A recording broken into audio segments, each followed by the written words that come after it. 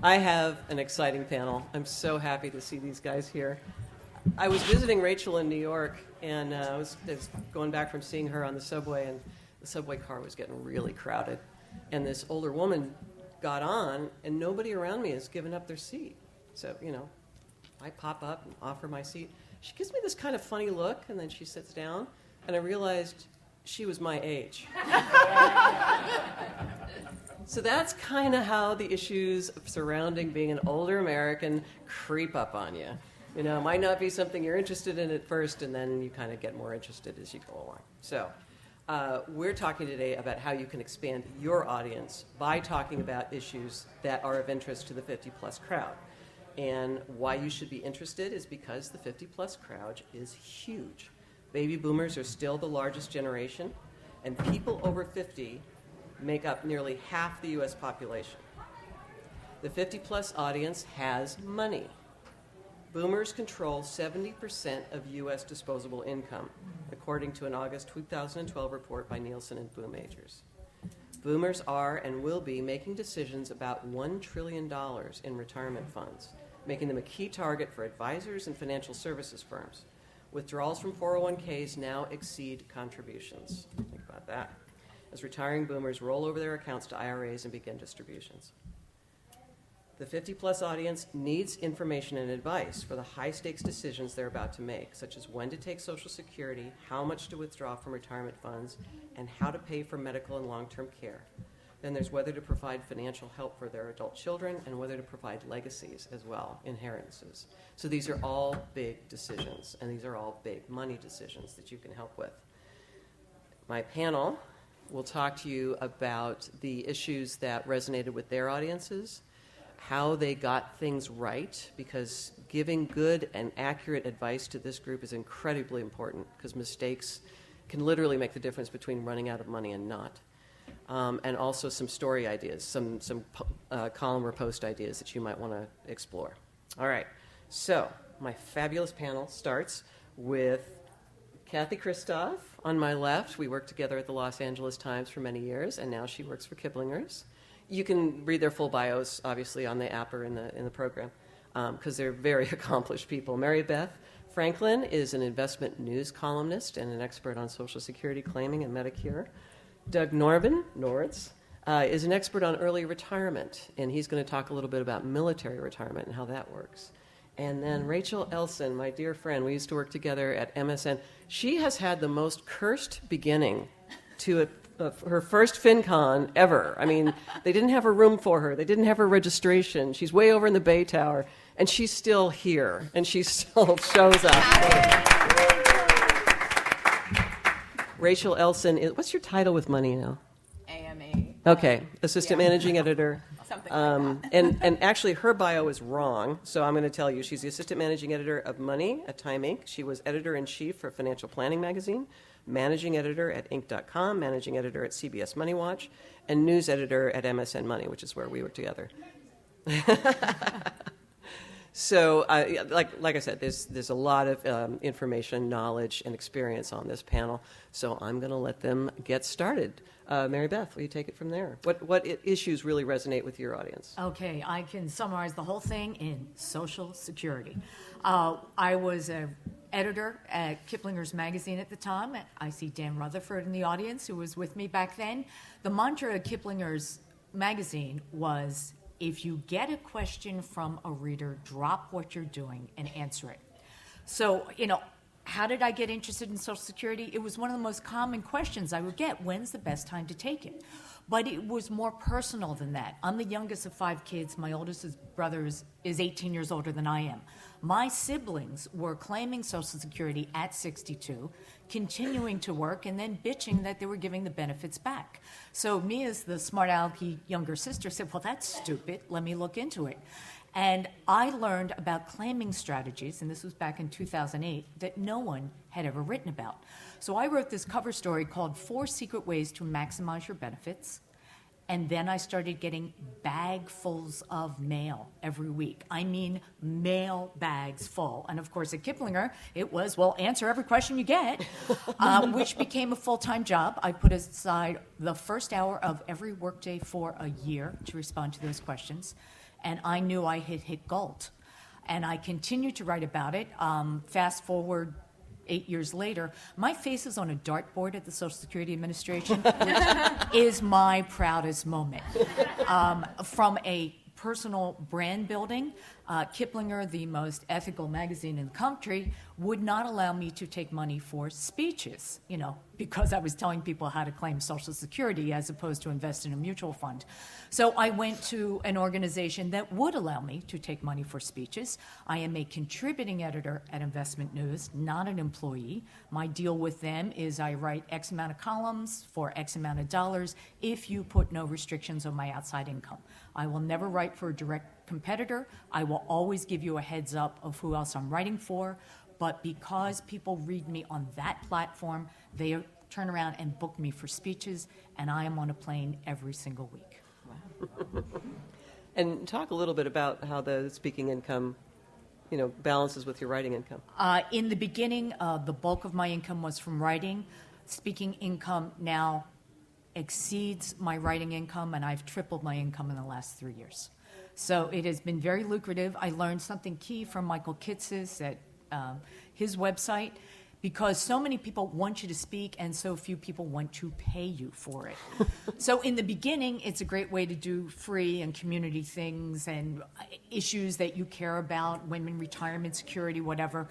But then you draw a line and say, no, this is my fee.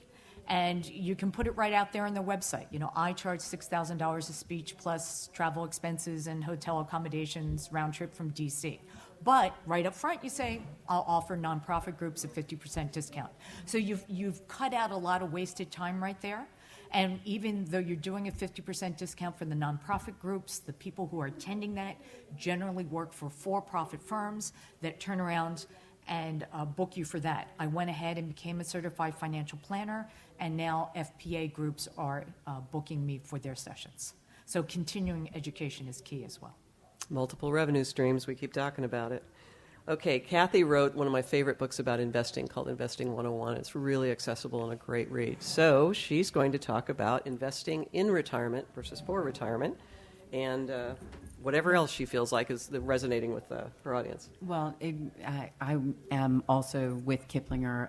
I also write for CBS News and Reuters and Financial Planning and Inc. and probably everybody else. I forget at some point. But in particularly with Kiplinger, which definitely has a mature audience, I think the Kiplinger readers, and I think it's always important to know who your readers are, they tend to be the millionaire next door. But what's interesting about older people that you're writing to, baby boomers, is that they're incredibly insecure. And one of the reasons why they're incredibly insecure is we've never been here before. We've never been old before. And so now all of a sudden you're going, oh shit, now what do I do? So I think it's really fun to look at all these bloggers and they're writing about getting out of debt and buying their first house and student loans and all this other stuff. And all of us are just going, oh, that's so cute. I'm gonna bake them cookies. But we're also going, been there, done that, right? I mean, it's like, I don't need to worry or like read about getting out of debt. But for the baby boomers and for everybody else over time, you've never been old before. And you've never had, there's a whole bunch of issues that happen to you when you get old. It's all suck.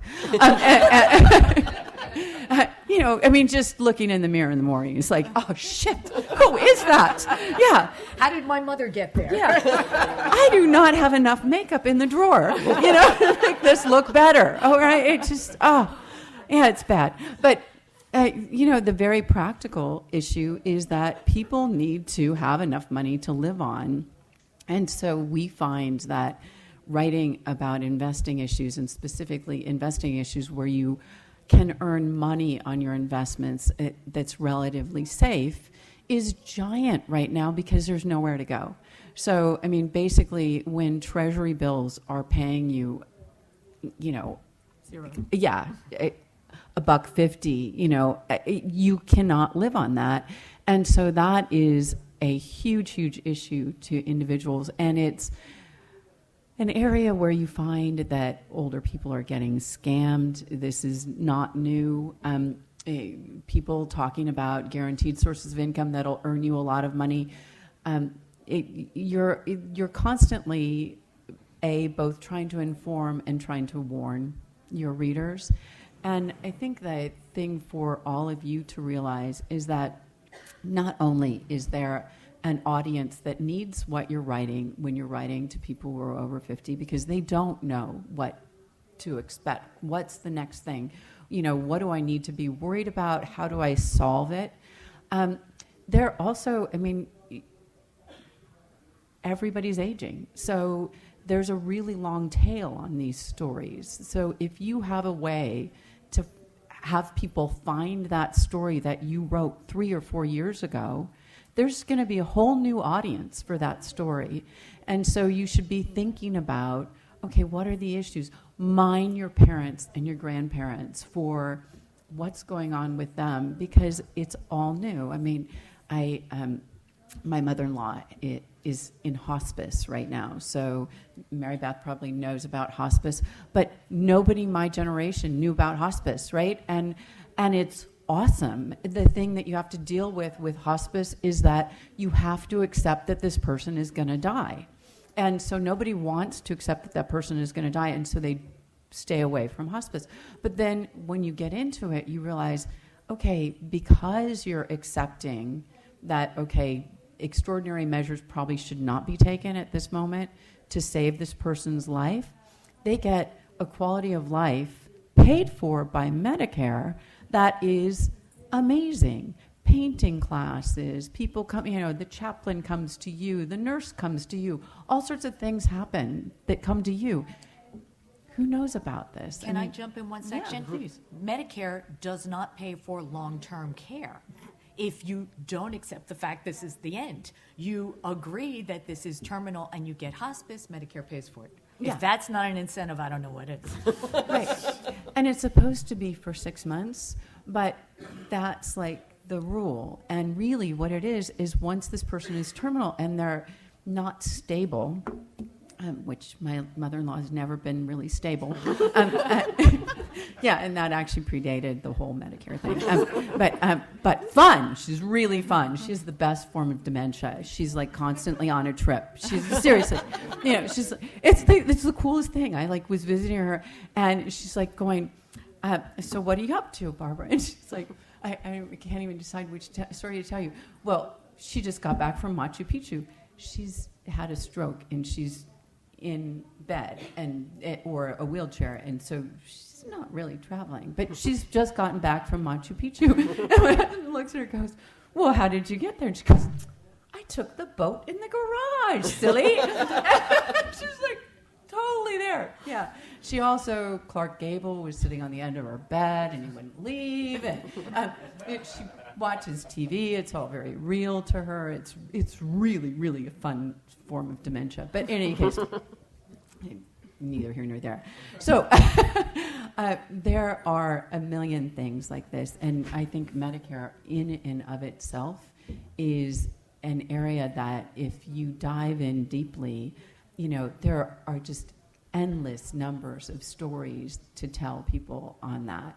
The investment products that people don't necessarily know about from business development companies that pay really high dividends, REITs that pay really high dividends. The fact that, just simple things, explaining to people why bonds are so risky right now, because when interest rates rise, the value of bonds drop.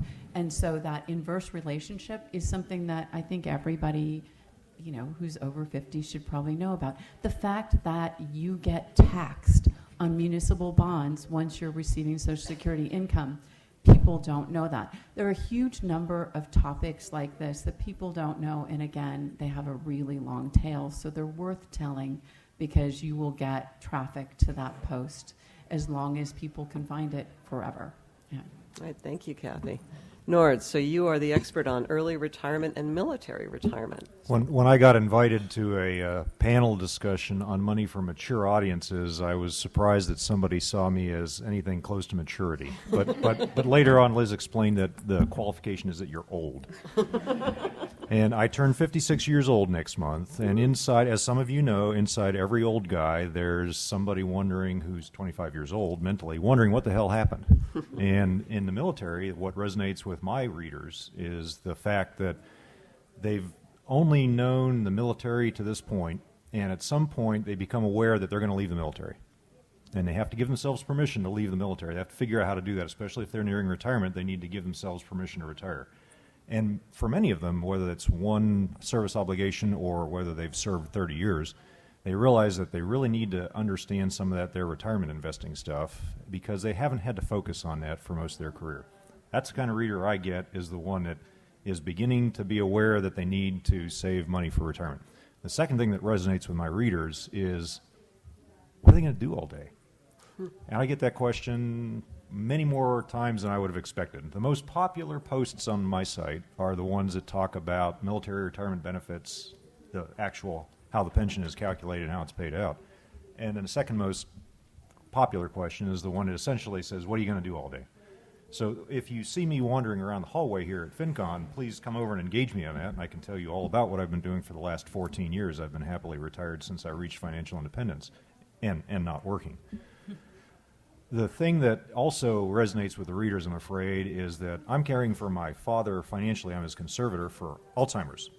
And if you're not of that age where you're beginning to wonder about it yourself, you're probably related to somebody who's in that situation. I did not expect when I had to go through this part of financial management to learn all about the finances of elder care, but at a relatively young age, I've had the opportunity to become more knowledgeable than I really wanted to ever be about Medicare, Social Security, and everything that I'm looking at 25 years down the road. And for those of you that are millennials, I'll point out that my daughter is kind of looking at me a little nervous right now, hoping Dad gets it right and writes it all down and takes good notes for her. I wanted to talk a little, to hear you expand a little bit more about the military pensions because, like Social Security, like Medicare, military benefits can be pretty complicated.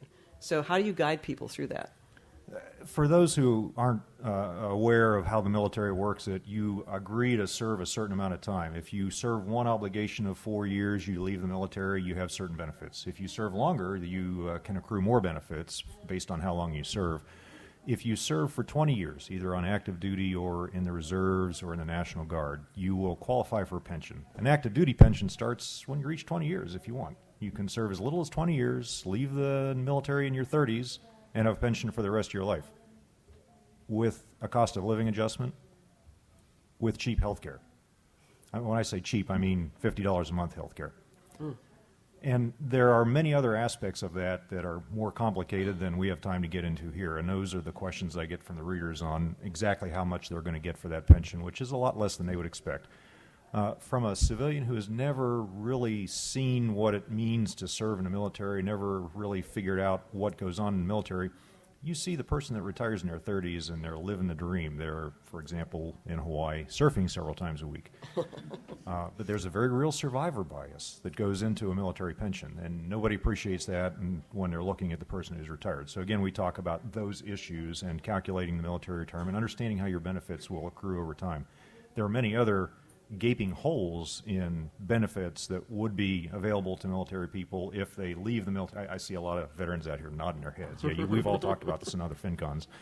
That will need to be covered when you leave the service if you leave short of retirement eligibility. And so we talk about what they can do to make up for that.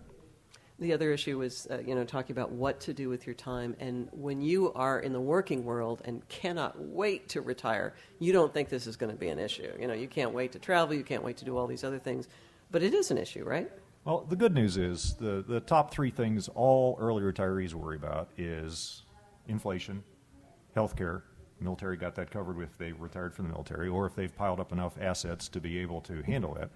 But the third thing, what are you going to do all day? It turns out there's an answer to that, too. It's Ernie Zielinski, the author who wrote the book, The Joy of Not Working, How to Retire Wild, Happy, and Free. he's got an exercise in there. It's called the Get a Life Tree. And if you go online and search Google for Get a Life Tree, he rules on the top page of the results for the Get a Life Tree. And all it is really is a mind map.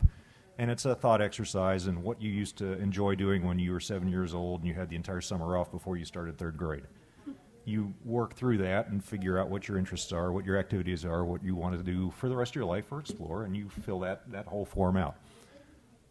I've had the Get a Life Tree form sitting on my desk for the last 14 years, and maybe one day I'll get around to filling it out. And 6 months after you decide that you're financially independent, 6 months after you've given yourself permission to stop working for a paycheck, 6 months after you decided that you have enough money to live the rest of your life in the way you want to live it, you're going to look back on that what do I go to do all day question, and you're going to say, what was I worried about? When did I ever find the time to go to work? And again, I see some more heads nodding here. Is that right? Can you give the rest of the audience here permission to agree that's exactly what happens? Okay. All right, thank Lawrence. Rachel was the homepage editor at MSN as well, and she had an amazing ability to sniff out the headlines that were just going to resonate. And, you know, the thrill of getting the thrill of getting 1 million page views or more at MSN was something that I'll never get over that high. But, she's an integral part of that. So, Rachel, talk a little bit about the headlines, the topics in general that seem to grab people's interest. Okay. Thank you, by the way, for putting this together and for including me. I'm really having fun crashing FinCon, despite the check-in troubles. So, just to be clear, when we were at MSN, 100,000 I would have considered a failure if I had 100,000 page views. Yeah. MSN was a different kind of world.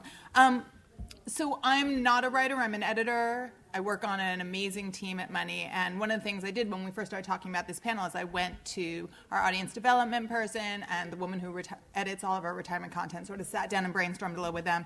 And then I had Matt, our audience development guy, just run the top retirement headlines for the beginning of the year to see if we could pull out some trends. So that's kind of where I started. One of them is absolutely no surprise to anybody here and probably nobody out there, Social Security. Partly because the rules changed, and so there's been more interest. But in general, claiming strategies, 100%.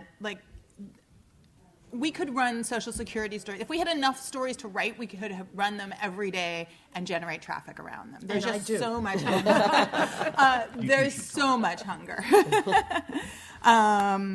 So some of the headlines, this is the maximum benefit you can get from Social Security, what to know about the new claiming rules for claiming spousal benefits, divorce benefits, anything where relationships and Social Security come into play. Gets interesting.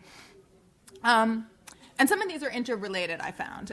So another one is catching up. And this is for a lot of people who all of a sudden reach 50, say, oh my God, I'm not, I didn't want to be working past 60 and I'm not there yet.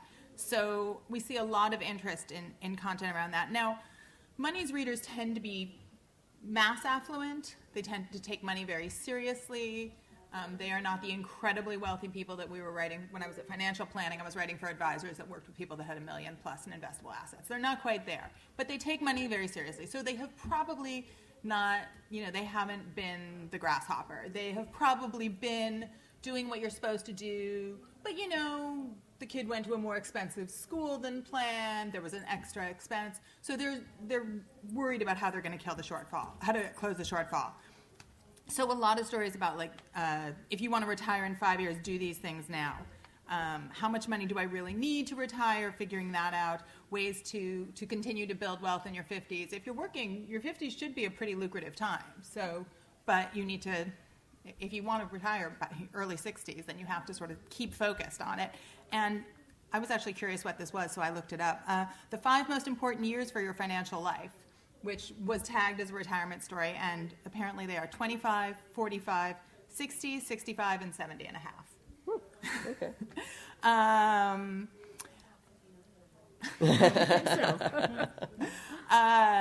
Where to retire. These stories also do very well. We have a big package, best places to retire. Some of it I think is aspirational and some of it is necessity. I think that's tied to that catching up. If there's a shortfall, can my money go farther if I move somewhere else? So there are stories about retiring early and moving abroad or places abroad to retire. as opposed to best places in the States, which is what our package mostly focuses on. Benchmarking and comparisons. Everybody loves to know how they're doing compared with other people. Boomers in particular want to know how they're doing compared with millennials. And they like to judge millennials. Because there are kids. So millennials are outpacing everyone in retirement savings. I think it's because they're so enamored of Roths that they have gotten the Roth message. But what was another one? This was more of a benchmarking one, not a millennials one. 5 reasons the retirement crisis is getting worse for the average American. People just want to know how they're doing. Is everyone experiencing the same thing? Am I worse off than everybody else? Retirement income strategies tied to Social Security, also tied to when you can retire and catching up issues. And this is something that actually, because the sort of conventional wisdom has been changing a lot over the last, I would say, the last 5, 6, 7 years, we've been hearing a lot of shifts. First, for a long time it was 4%. You can take out 4% every year. Then people said, after the shock to the system that we all had 10 years ago, said, oh, no, you should be more conservative. It should be 3%. 3% is safe. You'll be working for a long time. And then now what I'm hearing is a lot of, somewhere in between, but you should be flexible because your expenses are going to be high when you first retire and high at the end, and then they will kind of settle in at the bottom. So, but any story that can explicate that and do so in a concrete and useful and accurate way is very helpful. And then the last category, I think, and I think this is also sort of tied to catching up, is career. Because, I ask them to pull retirement stories, but a lot of people that are 50 are not retired yet. They're looking toward retirement, they're focused on it, but they also need to make sure that they continue to make money, they continue to make a lot of money, that this is a period where they really are doing that last push to make sure they're good. So they want to know what's going to make them competitive. There was a suddenly hot job market for people over 50 was our top story in this category. And I'm sort of cheating on this one because this is not a story that was tagged retirement, but I suspect that a lot of 50-plus people are reading it because this is a story that day in, day out, we ran it at the beginning of 2016, I think in January, and like in the first couple of weeks, and it was what your resume should look like in 2016. And day in, day out, that just, without promoting it, just sits there and it brings in so much traffic, I think mostly from SEO. And I have to imagine that if you're 26 years old, you probably know what your resume is supposed to look like now. But if you are 52, you've been in a job for 10 years, you're starting to look around, that's probably something you need to know about, right? You need to know what's competitive now. What does the job market look like now? Excellent. Yeah, that wouldn't have been one I would have thought would resonate, but obviously it does. Hugely. Okay. Hugely. Excellent. So that's... All right, good. Accuracy has come up a couple times here, and Mary Beth and I have talked about our nemesis, which is the guy with the spreadsheet who has figured out that it will make sense for him to retire at 62.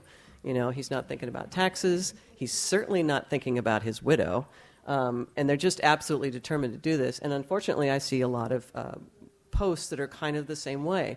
And at this time in life, the decisions that you make are often irreversible.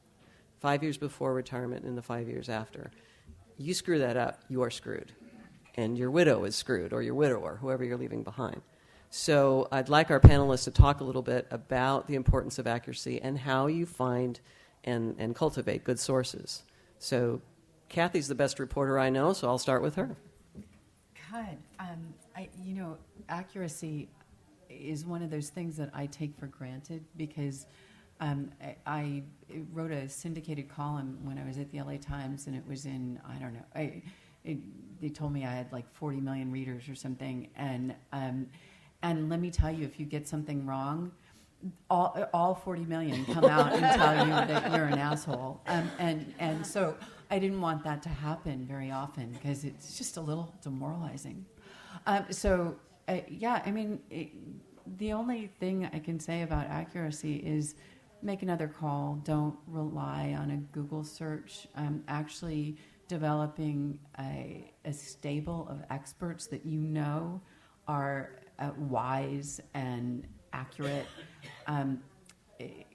is really important. Also having reference materials. So I write about taxes sometimes, and taxes are so incredibly Byzantine that trying to get it right is miserable.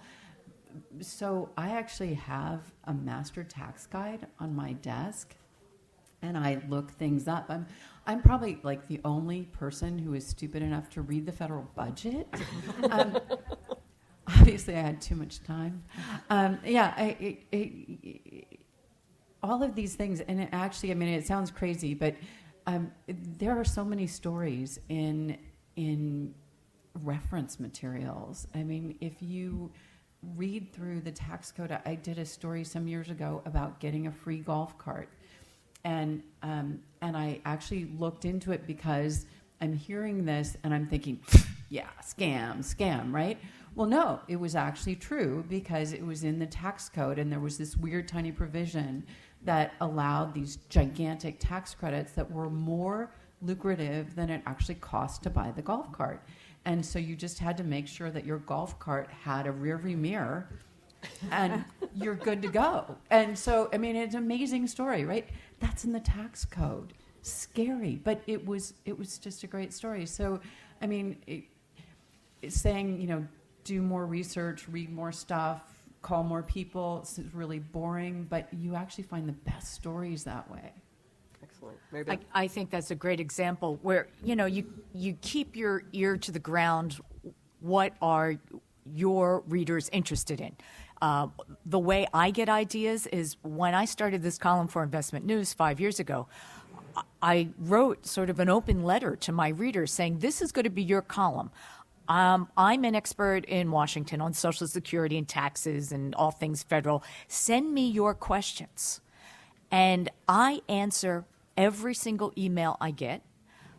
Sometimes it's 100 a week. 99% of them I can't answer off the top of my head. I don't charge anybody for my information, but I said, here's your devil's bargain. I'm going to write about this. Your only choice is I can quote you or not quote you. And by answering their question and now adding 2 or 3 paragraphs of background, I just wrote my next column or blog. So I constantly have a new stream of information coming in. But the other thing is I've been a reporter for more than 35 years, and I know when something doesn't smell right. There was a recent post on MSNBC that had to do with Medicare. And I read it and I thought, wow, I didn't know that.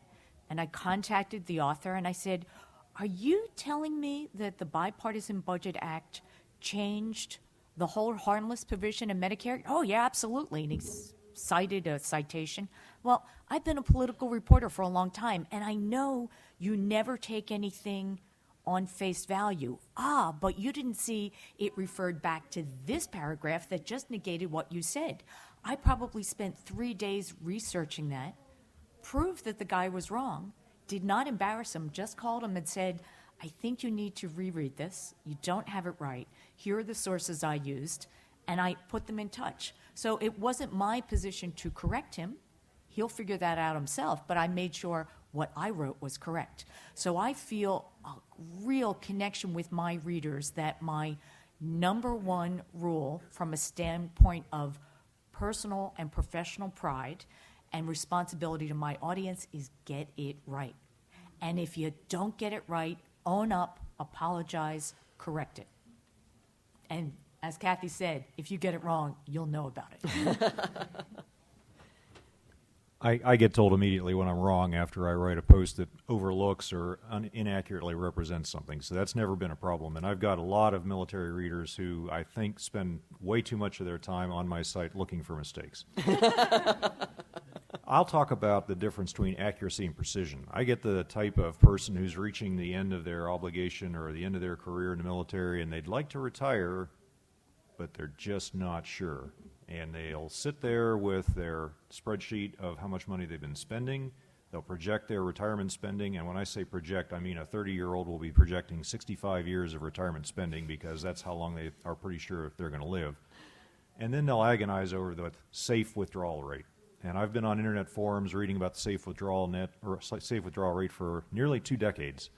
And I've seen all the discussions about that, and there's a lot of confusion between accuracy and precision. After 2 decades, I've come to the conclusion that the precision is a waste of time. The accuracy is close enough to 4% that the computer studies that simulate what happens with a 4% safe withdrawal rate don't represent all the reality. Everybody looks at the fact that they've got a 90% chance of succeeding in their financial independence with a 4% safe withdrawal rate. 90%. What If happens you the took other that to 10? Vegas, if you took 90% to Vegas and sat down at the blackjack table, I'll stake you on that. But what does everybody focus on? The 10% failure rate. There's a 10% chance that the next 65 years of my life are going to have a failure. And somewhere in that 65 years, I'm going to fail. And they keep working.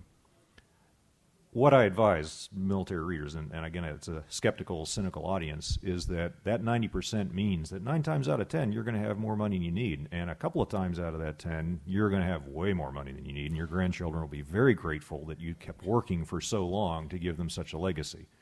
So when you get to that 4% safe withdrawal rate, feel confident that you are going to be okay because of a bunch of other variables that are not documented in the computer studies. Human behavioral financial psychology will cause you to cut back on your spending when it's appropriate. It'll cause you to spend more for bargains. You'll have more time. What are you going to do all day? To find those bargains.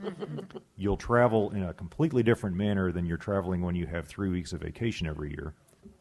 And on and on and on. And the comment about what is now becoming known as the retirement spending smile, where you'll start out partying at the beginning of your retirement, spending will go way down over the next 20 or 30 years as you slow down, and then there will be that rise at the end of your life if you don't manage to make your life end perfectly the way you imagine it would be. All of that will make up for any inaccuracy in the computer study of the 4% safe withdrawal rate. So don't work any longer than you need to. Question? Yeah, so I think you're absolutely right. It's important to be accurate. What I see is not so much people being inaccurate, but it's deciding how much detail to get into so that readers aren't misled. And I wonder how you approach that problem. So, you've seen posts on the 4% rule that are a paragraph long, and there's some information in there that's accurate at the level it's being described, but there's a lot of details that are missing. So how do you approach making that cut? 'Cause at the same time, you could write a dissertation on the 4%. Somebody should write a book about that. You'll start off, from a blogger's perspective, you'll start off with a post of about 1,000 words about the 4% safe withdrawal rate. And a bunch of people will learn that there is a safe withdrawal rate from that post. And then you'll write a second post that says the safe withdrawal rate is all screwed up. And a lot of people will learn from that what all the flaws are in this computer study and things we can't simulate accurately yet.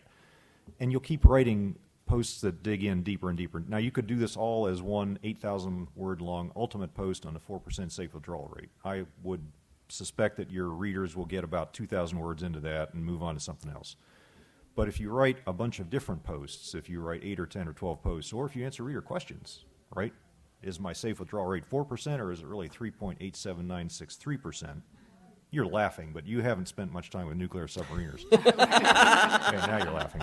And engineers. If you keep writing those posts, people will eventually find what they're looking for in that post and will take the time to dig into it. And that's what I see happening. And also, if you can link to some of those previous posts, that's the value of writing for digital publication. Is I'm writing this blog twice a week, but it's embedded with 4 other links of what either I've written or colleagues at Investment News on related topics, and that's people are going to go down those rabbit holes as much as they want. From a search engine optimization perspective, linking to the other posts on your site that you've written on the 4% safe withdrawal rate will make you a noted authority on that just by the fact that you're interlinking and attracting the Google bots to raise your ranking on the search engines. Can I just jump in on one other technical thing? I don't know if you do it on the blogs. We do it a lot in Investment News, which is a for-profit site.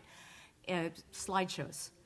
10 best ways to maximize Social Security benefits. I know you hate it, but from a paid digital perspective, you're getting 10 times as many eyeballs as the single story does. So the readers don't necessarily like it, but if you're depending on ad revenues, they love it.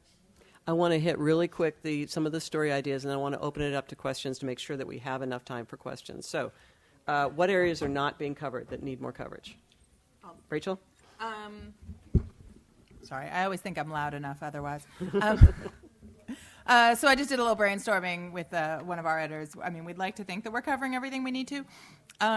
One issue, privacy and ID theft and security issues around older people. They are prime targets. They have more money, and they are not necessarily terribly digitally savvy. So people go out. There's all kinds of fraud issues out there. So any kind of consumer protection stuff that you can do. One thing I think is somewhat being covered, but it gets embedded in other things, is the notion that we're all going to live longer lives. And for a long time, all the sort of planning models modeled out to like, well, if you're going to live to 85 or maybe 90, I mean, those models don't work anymore. And they certainly don't work if you're in a family like mine, where my grandmother lived to 94 and my mother is 82 and going to drive me crazy for 20 more years. So, just and how that affects everything else. It affects when you retire, when you can retire. It affects how long your money has to last. It affects the quality of your retirement. I at some point figured out that if I took one of those quizzes and I found out that if I lived to 104, which it said I had a 25% chance of doing, which alarmed me, and I retired at 62, which seemed sort of right down the middle, not crazy early, not crazy late, that I was going to have to fund 40 years of, like as many years of retirement as I had worked. Mm-hmm. And so I got a little alarmed about that. And the other thing that doesn't get covered a lot, and it's funny because when I talked to financial planners, and when I was at Financial Planning Magazine, we talked about this, but it doesn't get covered, I think, generally, is all the ugly late in life stuff. Everybody likes talking about, golf and surfing and all the things you're going to do when you're just retired and you're vibrant and you're trying to figure out how to fill your days. But things later on, dementia care, hospice issues, burial, cremation costs, things like that, nobody wants to cover, and it's very important. So, absolutely, great. Doug? I think what I end up writing more about as I go on is insurance. And it's not just these are the military veteran insurance programs as much as it's here's what's worth considering, here's what's worth doing, here's where you want to self-insure. Here's the entire life cycle from the day you graduate high school until you've retired from the military and now you're on another military survivor or insurance benefit. And that's going to be the next book. So as I collect personal stories and advice from the readers, I crowdsource that. I have ended up getting more and more in-depth into how to work an insurance program so that you get the most catastrophic coverage you need for the financial disasters that you can't recover from on your own for the lowest price possible. Excellent. Mary Beth? I'll twist that a little bit and talk about how to resonate with your readers.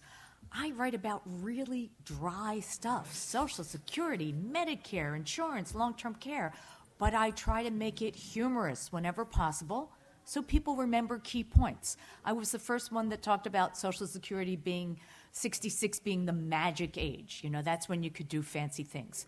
I talked about the importance of Social Security benefits for divorcees. In the Social Security rule, you have to be married at least 10 years, divorced, and currently single. So I talk about there's got to be at least a decade between I do and I don't. I tell them that, yes, if you've been married at least 10 years, not only can you collect on your ex-spouse's record, but if he or she dies, you get to collect as a survivor, and here's a test. Social Security spousal benefits are worth 50%.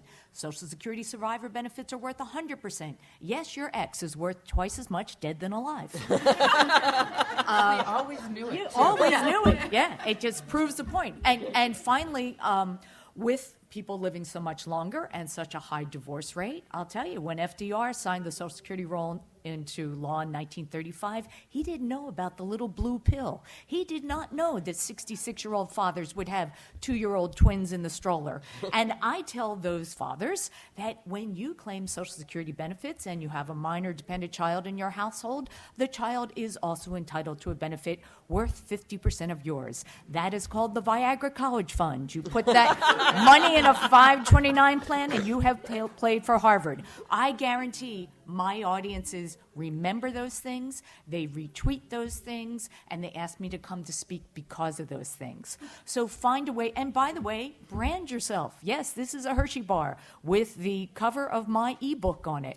I hand them out, everybody. It's a sweet reminder of who I am, and you too can get this at iCandy.com. And if you're lucky, you have a retired husband like me that wraps these suckers one at a time. Kathy? I was writing down a handful of headlines for while we're talking. How to get your bank to accept your finance, or how to get your parents' bank to accept your financial power of attorney. What we don't know until you go through it is they won't. Mm-hmm. You had all these documents drawn up by your lawyer. They ignore them. So there's a process for going through. It's worth a story. Have never seen it. Why you shouldn't remarry after 60. Mary Beth knows this. Yet you should wait until 60 to remarry. Right. Okay, after 50, I should say, and then, yeah. Yields suck, and it's your own fault. Super side hustles for seniors. One of the things that probably not very many of us know is huge number of retirees actually work in retirement. And they're becoming giant users of Airbnb, Lyft, Uber. All of these side hustles that you think of being for 20-somethings are the fastest growing group are retirees. Mm-hmm. And that you don't see a lot of. You also don't see, just like the simple stuff, because, some people my age are technologically challenged. And so, just simple things, like how to do it. How do you sign up? Why do you sign up? Do you need to worry about security? Do you need, how does this process work? I mean, I think for some people, they're not signing up for these side hustles because they think, I'm just going to let some stranger get in my car. And, your kids actually know how this works, but your mom probably doesn't. So it's worth going into. All right, great. We're going to do some questions now. Please keep your questions concise because I have to repeat them, and I'm not going to remember the long ones. So, yes. How do you reach the audience 50 plus because they're not technology savvy? How do you reach the audience 50 plus if they're not technology savvy? They're still on the web. I mean, even if you're not technologically savvy, you're still there because it's almost impossible not to be, right? I mean, right. I also find I do a lot of radio shows that often it's financial advisors who have these talk money radio shows. And because I'm a subject matter expert in Social Security, they invite me to come on. I'll talk for an hour. I sell a lot of books that way, too. So it's another way. People our age do listen to talk radio. I would also say that the idea that they're not technologically savvy ignores the fact that all the grandkids are on FaceTime. So everyone is online and using tools that they wouldn't have necessarily done before that. And their kids will print out the article and hand it to them, so they'll eventually find you. Yes. Hi, Dan Rutherford with the Commodity Futures Trading Commission. One of the big areas that we focus on is fraud. One thing I would like to add to the story ideas list is losing financial ability is rage. Huh. Recent research shows that cognitive decline actually begins about age 50, and we start to... 53. 53. Yep. So ignore everything we just said. You can't be trusted. Our financial optimism stays the same. Mm-hmm. It's sort of like driving. You ask a person, how's your eyesight? Oh, my eyesight's bad. How's your reaction time? Oh, my reaction time's bad. Can you drive? Yeah, I can drive just great. The same thing is true with finances. So we have to, I think, address the issues of how do you plan for that? And how do you set those own directives like you would with a medical directive, right? And then always keep writing about fraud. Fraud is always going to be out there, especially for those people who are starting to enter dementia and get more severely cognitive decline. So Yeah. I would just like to get Just to recap very quickly, that our financial decision-making abilities apparently peak at 53, and then they decline. But our optimism about continuing, thinking that we've got it, we still have it together, continues, which is part of the reason that older people are more vulnerable to fraud. So writing column post stories, anything about this issue, and how you can foolproof yourself as you get older, how you can do things now to protect yourself from stupid decisions down the road is really important. And, sorry, I'm going to jump in there also, and the conversations to have with your parents about foolproofing their decisions.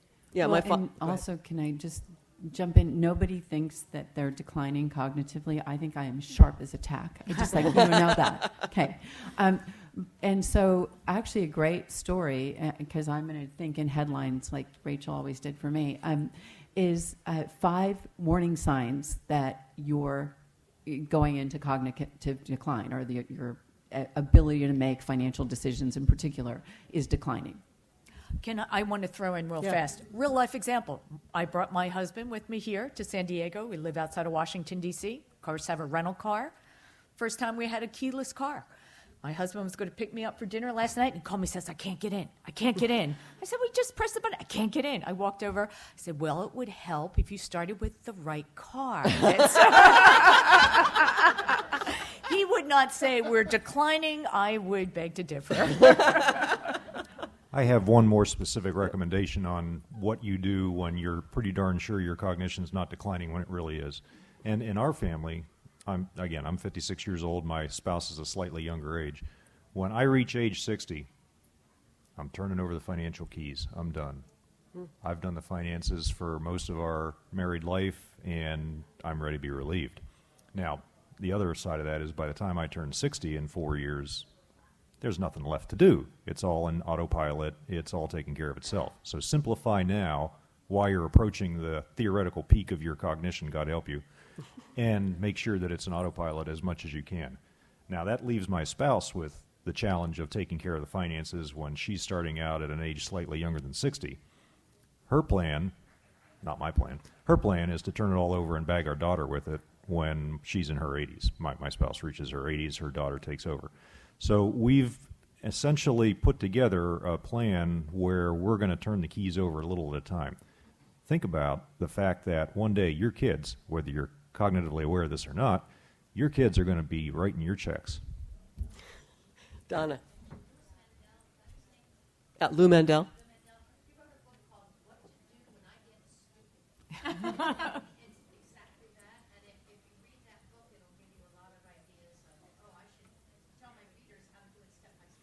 Yeah, Lou Mandel is a financial literacy expert, and he's the first one that noticed that financial literacy efforts weren't working. And now he's moved on to write this wonderful book. It's What to Do When I Get Stupid. Okay. Yes. Is anybody writing any stories about financial elder care abuse, particularly from family members that are abusing? She's sitting right behind you. The question was, is anybody writing about financial elder care abuse, which is a huge issue with caretakers and family members being the perpetrators. So who's writing about this? Anybody in the audience? Right here? Okay. And I have a question on that one. How do you deal with this? I mean, because these are the people who are supposed to be protecting you. I'm always telling people, well, make sure that, somebody's looking over your shoulder, and that's usually a friend or a family member. And when those friends and family members are dishonest, because I'm always trying to figure, well, what's the advice that I give people? What do you tell them? That we know. That we know. No. You have to find people that you can trust, and that may come down to a very small number of people. And the answer was, go ahead and say. When money starts getting involved in things and people see they're getting closer and closer to it, it tends to, change how they think about you and how they think about things. Because the estate plan doesn't always protect someone from a family member that may abuse them. So what are the steps to protect you you while you're still cognizant Yeah. before that happens. You can get a third-party bank trust officer involved. Yeah, and then third parties often are the way to go. There's also Someone from Wells Fargo, for example. AARP has a lot of great information too about fraud and fraud prevention. So that's just a go-to site. We are almost out of time, but I want to take one more question from the back.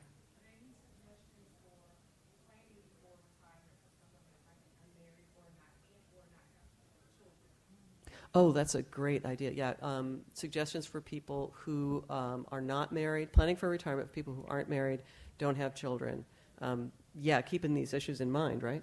Count your blessings. You're not paying for college. You're not paying for braces. You're not paying for guitar lessons. You're going to be way better off than the rest of us.